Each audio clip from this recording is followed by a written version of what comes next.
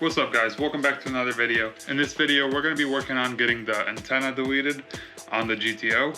Now the process is going to be the same for the 2G clips as well as this 3000 GT, GTO, Stealth.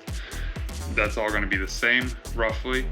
Obviously, taking it apart is going to be a little bit different because interior trim's not the same. The antenna's probably not exactly the same. But for the most part, the process is going to be identical.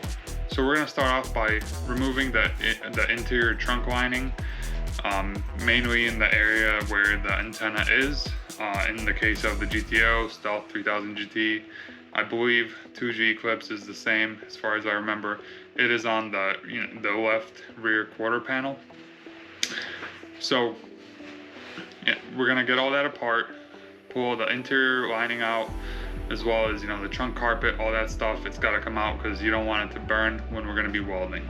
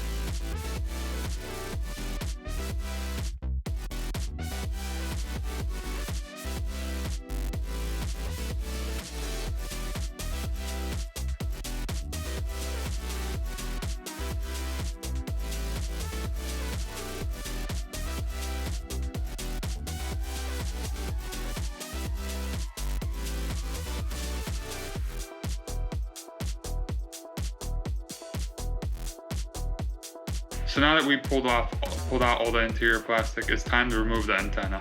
The antenna itself is screwed in with, I believe, an 8 or 7 millimeter wrench. You could just slide it down onto the base of the actual antenna itself and unscrew that. So once the antenna is removed, there's a grommet obviously to keep the water out. And this grommet is held in with this special nut, but the nut is essentially, it's got 4 little slots in it where you can use to unscrew it. If we were going to be reinstalling the antenna, you wouldn't want to go in there with a screwdriver and mess it up trying to get it out. But since we're going to be throwing it all in the garbage anyways, that's exactly what we're going to do. You could use a flathead screwdriver just on one of the slots, and in most cases it'll come out. Sometimes it can get a little tricky if it's seized for some reason. But at least in my experience, they've all come out with just a flathead screwdriver counterclockwise in one of the slots. You could get a chisel and kind of hammer it counterclockwise to get it started, but it should just come out.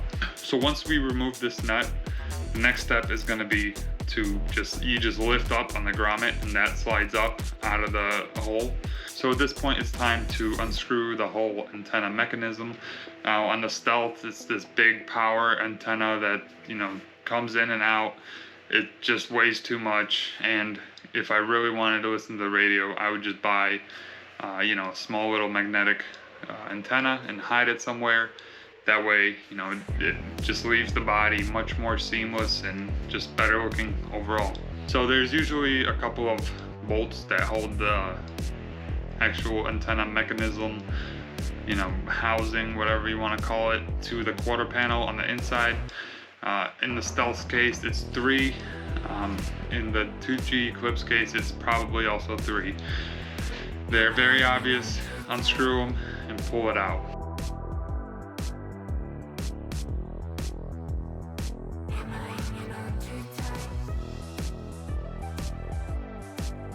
Okay, so now that that's pulled out, the next step is going to be to clean off the paint, just a small circle around where the hole is, where the antenna used to be. You want to clean this out so when we weld the patch in, it won't weld, it'll weld a lot easier. You don't have to go through the paint.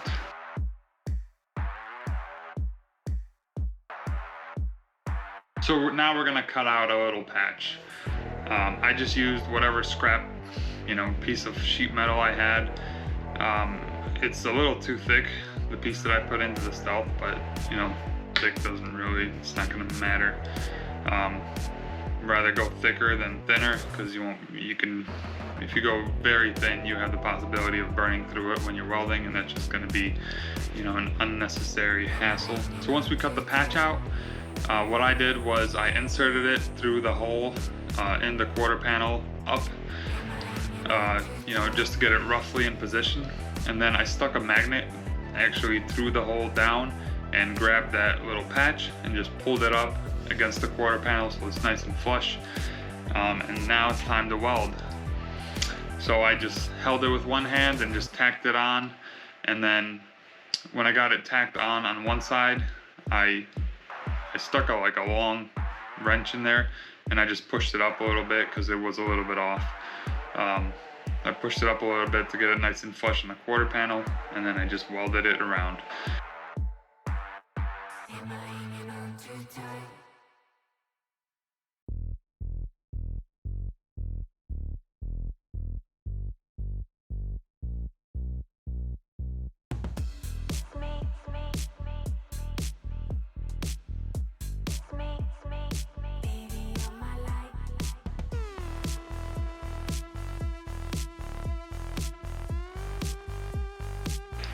Now when you're welding this quarter panel, the reason that I have this wet rag and I keep wiping it every so often is you don't want to put too much heat into the quarter panel and actually warp the whole, a big area around where you're welding. So what I do is I just weld it a little bit and then I cool it down with a wet rag. That really helps with keeping the heat out of the panel. And again, mine didn't get warped at all, so I'm sure you guys can do it as well. Just don't get carried away with the welding. Take it slow, cool it down, and everything's gonna be a lot easier to work with than overheating it, warping everything, and then you got a whole lot of bondo and body work to do. So just take it slow.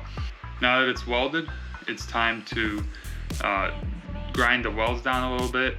Again, don't grind too much at one time. Grind a little bit, let it cool down, and grind a little bit more. Don't want to warp this thing.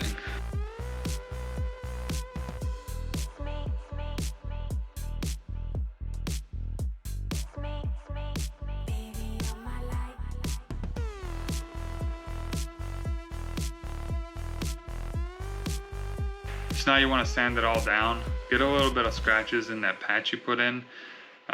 This is gonna help the bondo stick. So obviously the next step is going to be put a little bit of bondo on it. In my case, I just used one coat of bondo. I applied it and then I sanded it out, and after that it was nice and smooth.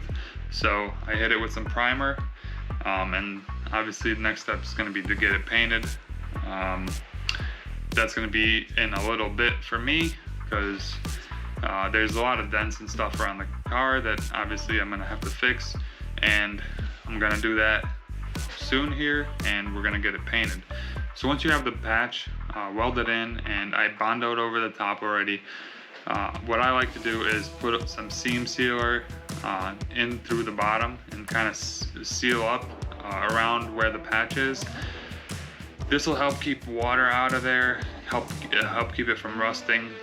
What I'm also going to do later on is I'm going to buy some cavity wax, and I'm actually going to spray into the quarter panel in that area to get it as sealed up as possible, keep the water out, keep the rust away. And that's how it's done. That's how you patch the antenna in a Dodge Stealth, Mitsubishi 3000 GT, Mitsubishi GTO, Mitsubishi Eclipse 2G. I'm sure it's the same process for a 1G. It's the same process for basically any car. If you take it down to its simplest form. So thank you guys so much for watching. Hopefully this helps you guys get rid of your antennas, because they're just an eyesore, let's be honest. So hopefully that helps you guys, and we'll see you in the next video very soon. Make sure you subscribe to the channel and share these videos with your friends.